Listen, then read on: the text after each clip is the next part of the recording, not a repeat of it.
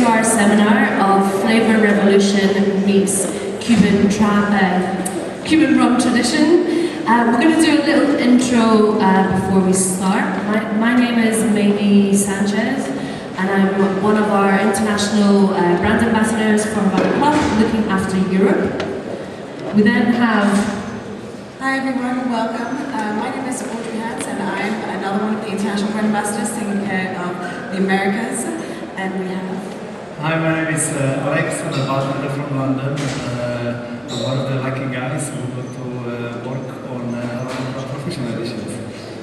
And hello, my name is Carina. I'm also a bartender and a bar owner based in Paris. I'm a co-founder of a group called Exotic Projects.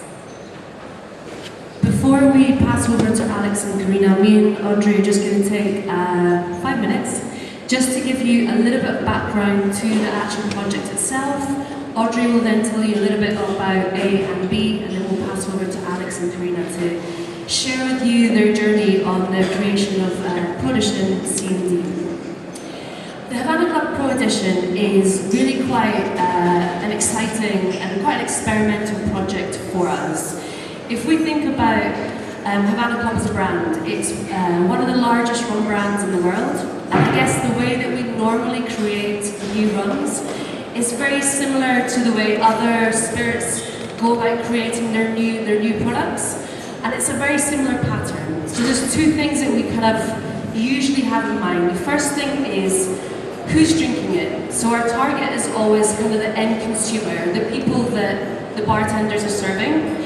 And then secondly, the one thing that we also focus on is what the rum will taste like neat or on the rocks. So actually this project kind of flips everything on its head on how we normally create rums. This is super experimental because we start focusing on very different things.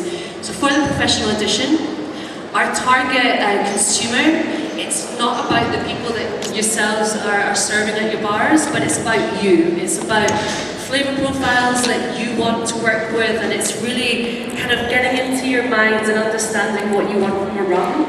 And the second thing is, it's no longer thinking about the rum being enjoyed neat or on the rocks, but it's really thinking about it as a flavor block or a flavor profile within a drink itself, within a cocktail, which again is not really how we normally do things, which is why this is a super experimental, it's a bit of a pilot. We only produce 1,000 cases of each edition, and then work with very particular markets and bars and bartenders who are really, and I guess, excited about working with these styles of rum. Do you want to tell us a bit more, Audrey?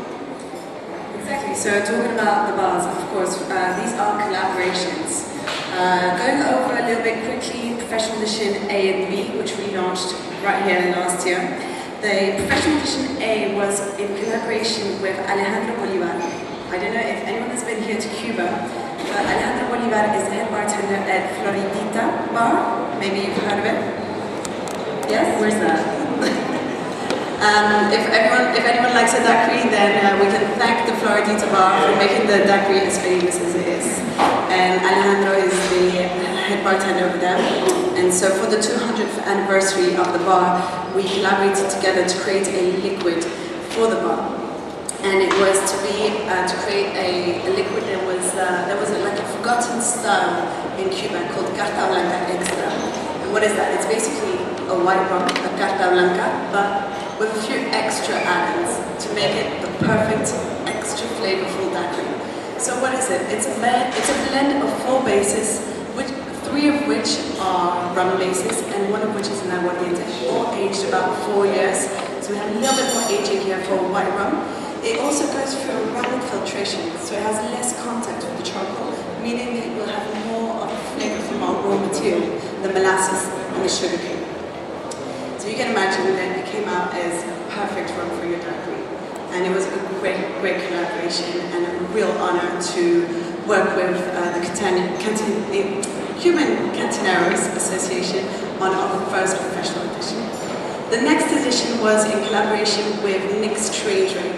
Nick Strangeways is a great bartender. He's actually one of my mentors, so it was a great personal add-on for me. And he worked on a very interesting project as well with Morales, who's one of our master blenders, on Professional Edition B, which is a rum which is aged minimum 7 years. And the twist on this one is that one of our bases is finished for 12 months in Islay casks. Now what's really interesting in this one is actually the flavor, or the sensorial journey that you have when you taste it. Because on the nose and on the palate, it's very rum forward, but it's more at the finish that you get that really smokiness and everything. So as a cocktail ingredient, it really is a crazy add-on. Do you want me to talk a little bit about the journey of C&D before I pass on? So when we started for C&D, we asked Alex and Carina to come on an inspiration trip and the collaboration to Cuba. And it has been nearly 1 year now since we've been working together, and it has been an amazing roller coaster.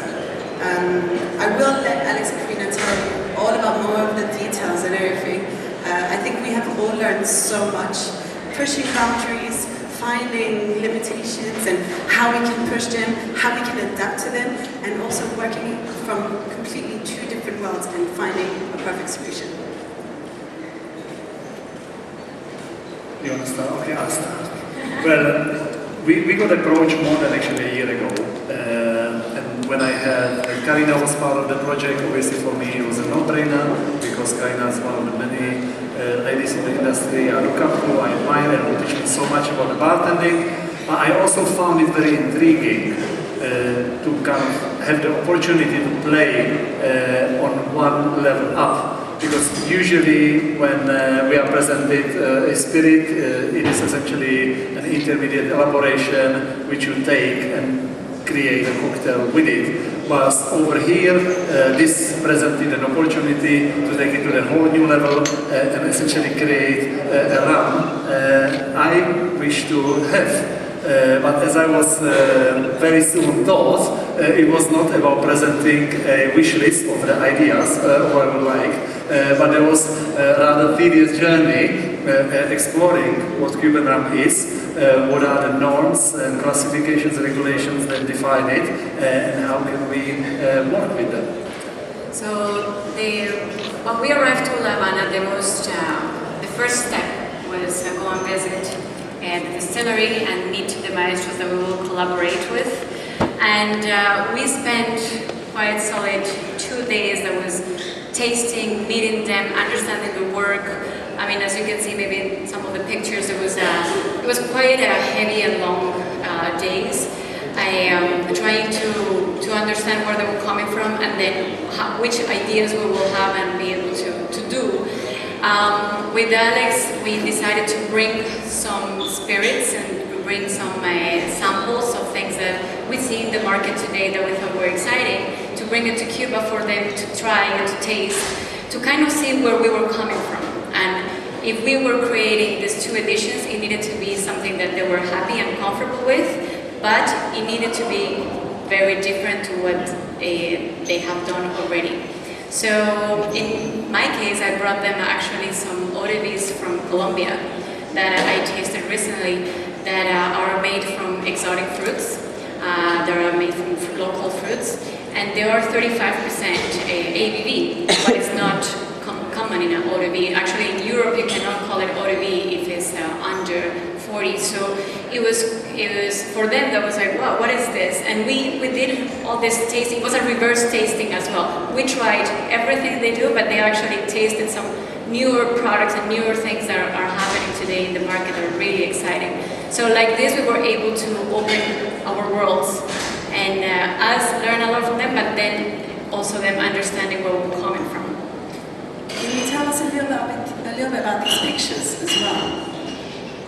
Yeah, so the first picture, we're going to go on a little bit more detail of what it is and why it's so important. But this woman is an agronomist in La Habana. She has a farm with her father. Her father is older now, so she's the one in charge. It's an organic farm. She grows everything you can imagine, flowers, vegetables, everything. And she's actually the #1 provider of the mint or the hierbabuena for the bodeguita del medio. And that's actually how she is able to pay her workers and to keep the farm alive, because in Cuba people don't really have the culture of eating vegetables. And me being a Latina, I come from Colombia, it's true, we actually do not have the same relationship with vegetables that other countries can have. And she has been trying to push like zucchini in people's face, so she give it away. She's like, I give it to you for free. Like this, you experiment and try to work. And she's a revolutionary in her own, trying to break barriers and work in the earth and the farm and the soil in such a specific way. So meeting her was a very important point in our trip. Something, a different industry. It wasn't visiting a distillery or talking about rum or cocktails. It was meeting actually somebody that works the soil, that is a professional agronomist, but also a farmer, and that understands agriculture in such a big level. So, do you want to add something? Yeah, no, I think Carina is bringing a very interesting point, and that is the land where the sugarcane grows. Before going to Cuba, I personally must admit I had no idea that there is over 150 different cane varieties in Cuba. They are all endemic, they only grow in Cuba, and it is actually one of the reasons why Cuban rum should be always made, must be made, with 100% Cuban sugarcane. So traveling in the countryside and visiting farms and different rural areas of Cuba really was something which impacted me deeply, because one thing we knew clearly from the beginning was that we wanted to definitely push the boundary. We wanted to come up with something innovative, but also we wanted to celebrate what makes Cuban rum so different to any rum, what makes it exciting and interesting. So, I mean, just to maybe finish, I don't know if you have another picture. No. Yeah, the last picture, well, you see this is all the maestros we collaborated with. There is Asbel Morales, just in the second picture in the corner. Then there is Juan Carlos, that is just here. There you go. And then the Salome Aleman, that it was for me a very touching experience to meet, because she is the only maestra ronera ever existed in Cuba. So, and Juan Carlos is the president of the Maestros Roneros of Cuba. So it's quite an honor to meet these people and be able to collaborate on this project for sure. Yeah, I mean, this is us walking. This is us walking this. When we started this project, I think for me personally it was really important that it's actually a two-way collaboration, and it was a real flip. Here you have the evidence. But you know, this walk in the distillery, which is very romantic, brings us probably to the next point, which is the oil classification and the different components which make Cuban rum. Because when you start to study all the legal documents, you realize, you know, it is very different for three main reasons. Before we go into those, do you remember how many rums we tasted? How many rums did you taste? I don't remember, but it was a lot. It was a ridiculous distillery. And then there's another, you want to mention Clandestina very quick? Or maybe we're going to go, okay.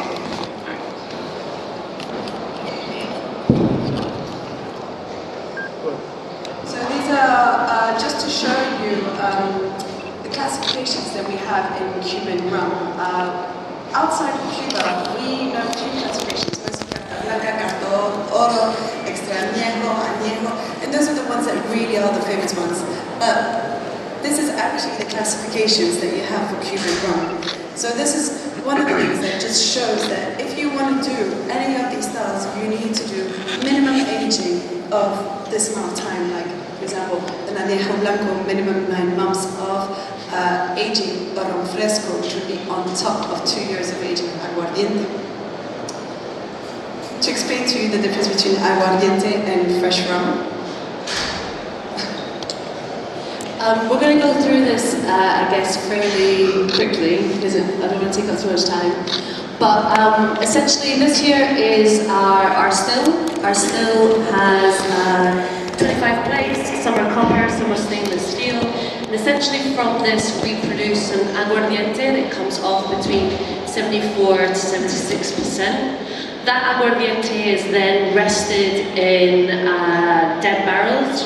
Essentially it's a resting period, so there's not going to be a lot of activity taking place within that barrel, so you're not getting complex flavors and aromas. It's more about allowing it to rest for 2 years, and by law all Cuban rum has to have this resting process of 2 years. And then of course there are a lot of things you can't do. For example, you're not actually allowed to age an aguardiente and call it rum. You also can't have any physical activity to imitate natural maturation. It has to be 100% natural maturation.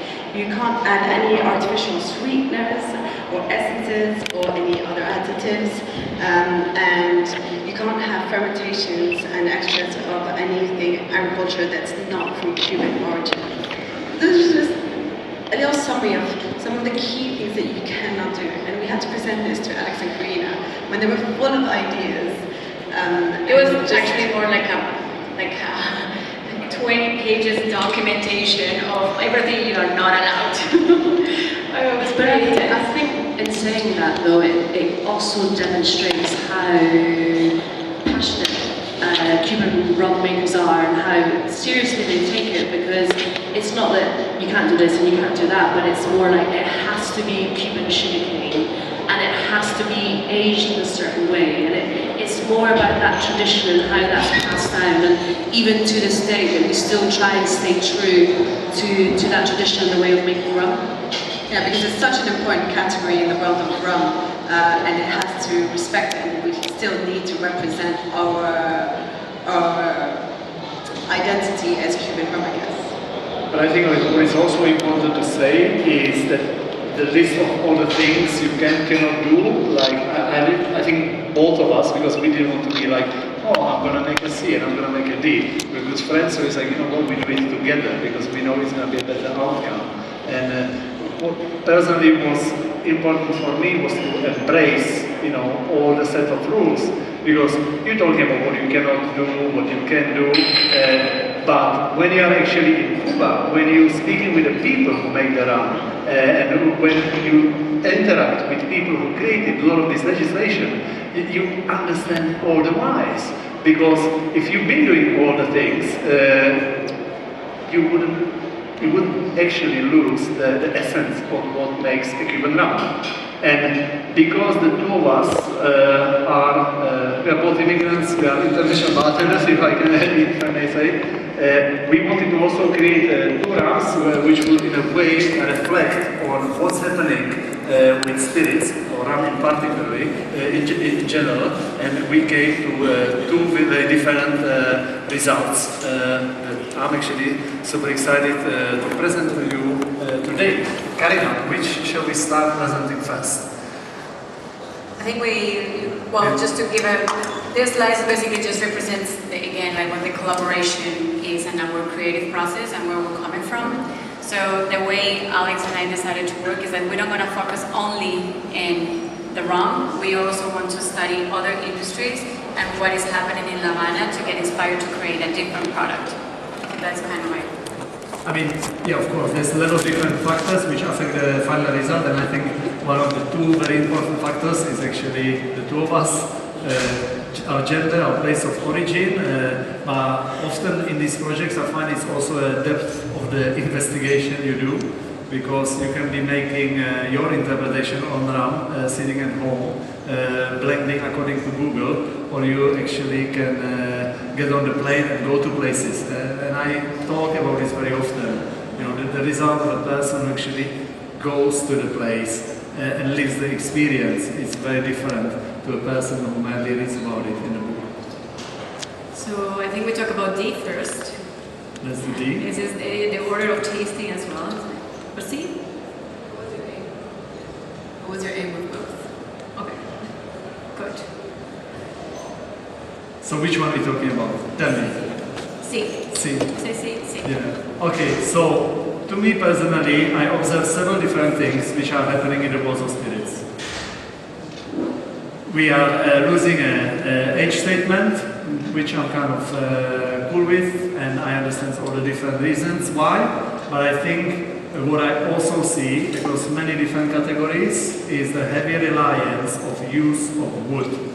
And some of the spirits out there, to me, are very interesting because it seems to be all around the wood, and it completely forgets to showcase the raw material and the distilling expertise. And whilst being in Cuba, witnessing on the first hand the distilling knowledge, the blending knowledge of the Cuban masters roleros, I knew that we need to do something which will play with the wood as one of the elements, but not as the dominating thing. And for me, I wanted to create a rum which has a very distinct profile, but at the same time it's not only about the wood element. So what is very interesting with C is the way we wanted to trick bartenders as well. Because the color itself is gold, it's an oro rum. What generally is underrated, like it's not like people don't pay too much attention to it. We generally, if I ask one of my bartenders today about rum, they're going to talk to me about heavily aged rums or very darker colors, a lot around the wood, and they forget these categories of rums like the oro or something more essential and raw that exist. So what is interesting with C, and Asbel Morales, the maestro that worked with us in this collaboration, he took every risk. He went for it. He was like, okay, let's play this game. And it was fabulous to see everything he was able to give it to us to taste. And we choose this sample because not only is it very elegant and very round, and you will never think is actually 50% proof. So it's a very high proof for a Cuban rum, what normally doesn't really exist in Cuban rum in the history. This is a special permission we got from the government for this project. So it's amazing to achieve that. And it's probably the best, thank you. So it's probably the best gold oro out there you will ever taste as a Cuban rum, respecting the profile of Cuban rum. It's not an underrated rum at all. You can use it behind the bar, you can do cocktails with it, you can also zip it, but it's a very tricky one because we're so used to see dark spirits. And here to have this light color at 50 degrees is quite an unusual and unconventional product to have for Cuban rum. I actually totally embarrassed myself in one of the tastings because I denied the possibility of this being at 50 ABV, and I sent an email saying that my samples must have been mixed up and they are wrong, and then I brought it with me to the bar only to realize it really was 50. So, it was a surprise that Asbel sent us this sample because we thought it would be 45, and when he was just like, let's go for it, it was brilliant. So cheers to that. We have a delicious oro. I mean, you want to talk about your cocktail, or should we take the guys through the tasting notes first? Take a picture of the recipe. You have a little book. It's all good to go cocktails. Yeah, brilliant. I mean, for me, it's a beautiful golden rum with a lot of character. You get nice butterscotch, tonka, kind of marzipan note on it. I love the fact that the ABV allows you to deliver all these flavors in the drinks, even when it's used in a small quantity. And yeah, I think it's just something that I didn't have at my disposal before. So if you have any questions or feedback you want to tell us at the end, no problem, we can explain you a little bit where, like the basses that were used for this rum and how it came to life. There's also this stand where we are doing the tastings where we'll be able to answer more questions. It's a quite unusual spirit, and I can understand there can be more wholesome feel. And while about the drink itself, this is just more like a aperitivo recipe or and a short drink with this delicious rum. I mean, I don't have any. No, I mean, for us, the main parameter here was, and this is a question I ask whenever working on anything. For me, when I'm tasting a spirit, it needs to be delicious on its own, and I'm happy to drink it. It needs to work on the rocks in a highball, and it's the work mixing a cocktail. And if it doesn't work in any of the steps of this equation, maybe he's trying to tell you should do a little bit more work. And personally, for me, the amount of going back and forward and then translating from English to Spanish, from my broken English to Spanish, there was a lot of interesting communications, because sometimes it's very difficult to explain yourself, given the place where you come from.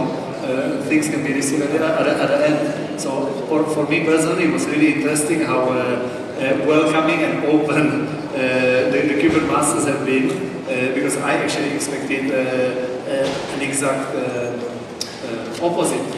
You would think of it as people who are stuck in some sort of a climate, doing one thing according to the tradition, but when you interact with them, you realize actually they are probably as excited about the project like when they started the business. Yeah, no, definitely. I mean, I know that whenever I spoke to them, they were always, they honestly said that they learned so much with Alex and Carina. They managed to open their eyes a lot about some very obscure spirits that they did not know, some that I didn't even know, to be honest, so thank you. And they were really excited, as you said, to meet you and pushing those boundaries as much as possible within Cuban parameters. I mean, I think as a bartender, we also went into it thinking, okay, we're going to do this and that. And then in one of the blending sessions, we are like, oh, okay, let me explain to you, this is not possible and this would be too expensive. So I think the learning curve for a bartender to be developing a product to a certain financial parameters as well teaches you a great deal of creating a brand. Because not everything at your disposal can be used. And bartenders can use this rum to make cocktails behind the bar. Like, it's not, the price point is for you to mix and use it. This is my cocktail. Here we go. So, shall we jump on the next one? Yeah, we go to edition D. Edition D, it's something unlike the C, which we were lamenting a long time of how we're going to go around it. I think the D, after one of the first trips, we knew straight away. We want to celebrate the Cuban sugarcane. We want to create a rum which is young, powerful, which is crisp and fresh.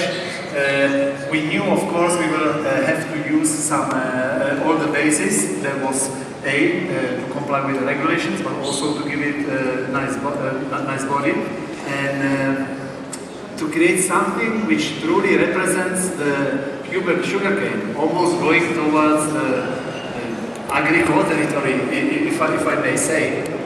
And at the beginning, when they had us talking about high aguardiente content, it was like, okay, how do you explain this? So D is for us a reflection on sugarcane. Comes from grass. This grass grows in Cuba, that is an island and has a very specific soil. So we really wanted people, when they taste D, be connected to the soil, the minerality, the grassiness, the salinity that you can find in these blends of sugarcane that grows over there. So when you think, today we talk about terroir in wine, we talk about terroir, for example, in mezcal as a spirit. Well, the idea here was to talk about terroir, Cuban terroir, in Cuban rum. So when we met this agronomist, it was for us very clear that people take a lot of pride of the things that come from their island and come from there. So we wanted to really respect that and have image represented in the bottle.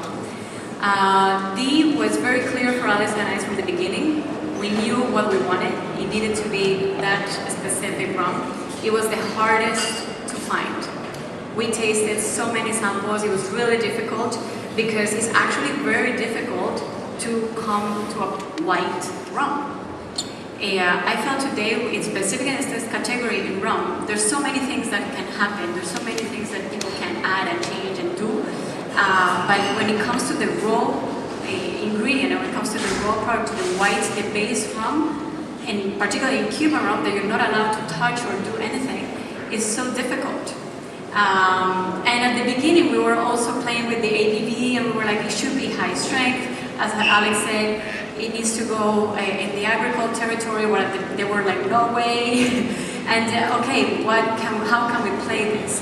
So D was definitely the hardest. When C, for example, we didn't really know what we were doing with C. It just is really with the guidance of husband and him playing the game really quickly that we found it. But D is actually a longer story and a longer process because it's really harder to put together. And what is interesting with D when you're going to have it is that it's a white rum, but there's also a basé there that is aged, because to be Cuban rum it needs to be aged. So there is age in our white rum. You will find it in the oiliness, in the texture, but in the taste and in the profile itself is completely different. It's so grassy and so alive. It's actually an incredible part. We're really proud of it. And it's 40%. So it's actually very bold in flavor, but the strength, the proof it's 40, what is a classic. And then in the C, you have something that is, of course, very bold for age, but you have a higher proof that you will never imagine. So we're trying to play with the senses as well of bartenders, how they're used to see rum. Cool, and I think if some more drinks come out, we wanted to explore not only Cuba in the sense of the nature, the fauna and flora, but we also went around. We met a lot of fantastic people. One of them was absolutely mental old lady who was a perfumer in old town Havana, and she created like one of the most insane experiences for us. Essentially creating perfumes which are based all around aroma of rum. And we had a lot of fun with her. She was a little bit bitter as well, so I created a drink in her honor, and I called it a beach malt. And it probably encapsulates in a very perfect way of how you can use the edition D. It's simple highball with Havana Club, Neroli cordial and soda water. Looking in the landscape out there, you know, I don't necessarily want to be drinking super heavy drinks, and a great highball, especially on a hot day under these reflectors, can help. You know. I think the whole world is talking about how cocktails are becoming simplistic or minimal. But for me, it's always a matter of the perspective you take. You know, is something one ingredient or three ingredients? It depends. You know, bartenders, we often treat a lot of different ingredients as one, only because we already have it ready for us. We need to push it. 5 minutes, okay, let's do it, guys. We have a special surprise. First, clandestine, Another source of inspiration. So, talking about different industries, yes, we went to see a perfumer, we went to see an agronomist, and then we went to visit this young woman that have a brand called Clandestina. So they do street fashion in La Havana. They use a lot of repurposed materials. Their fashion is really bold. They have very big statements. Like if you look at their Instagram, it's quite interesting to go and see what they do because it's very creative. It's really fun. And it kind of belongs really to the identity of what La Havana is today and the youth that's over there.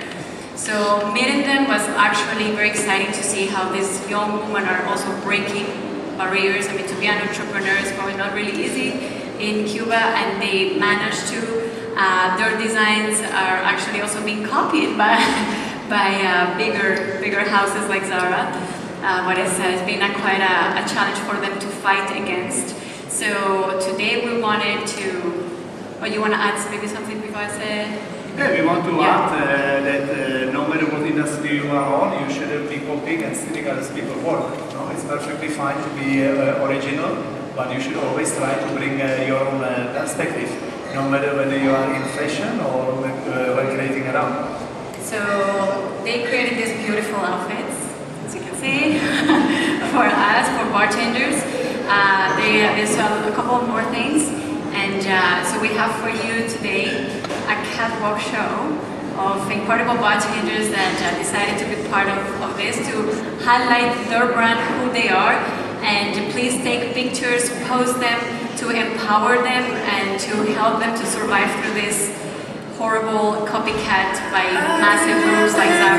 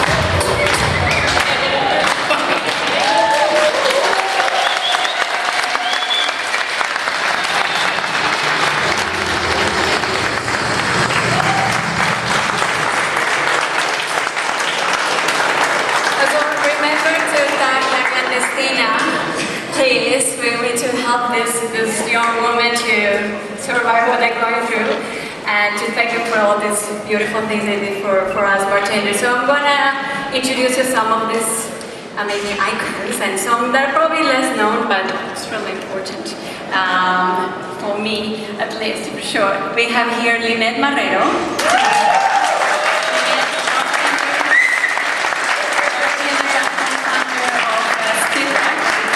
Familiar with. We have Micaela Pico, also a New York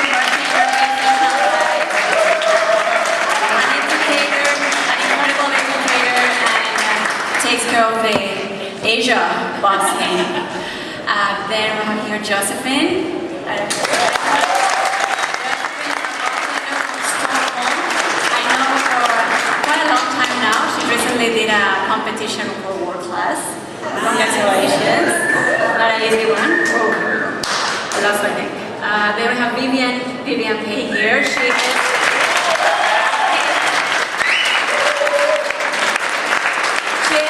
she told me I'm a geek, I'm a nerd about food and drinks, journalist based in Singapore.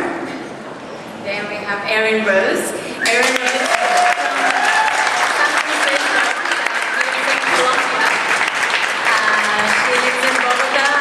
definitely the bartender that has been taking the Colombia bar scene by the hair all the way up, and it's the best.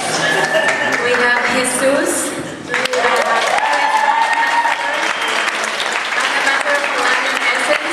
somebody that I actually got to know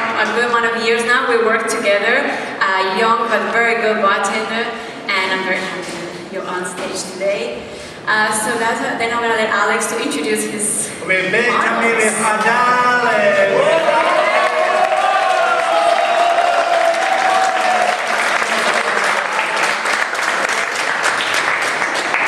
I think the most beautiful thing about this industry is how amazing we are together, and we always don't forget to have a bit of fun. Thank you, guys. Thank you.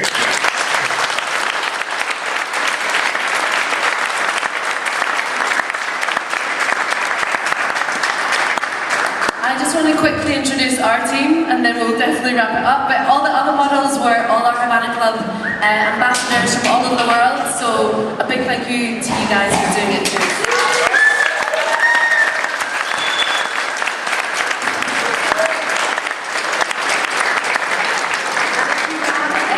Questions, please come and find us. We are in hall 7, A10. Come to the stand and you can hold these two down and ask us as many questions that you want. Alright, thank you very much.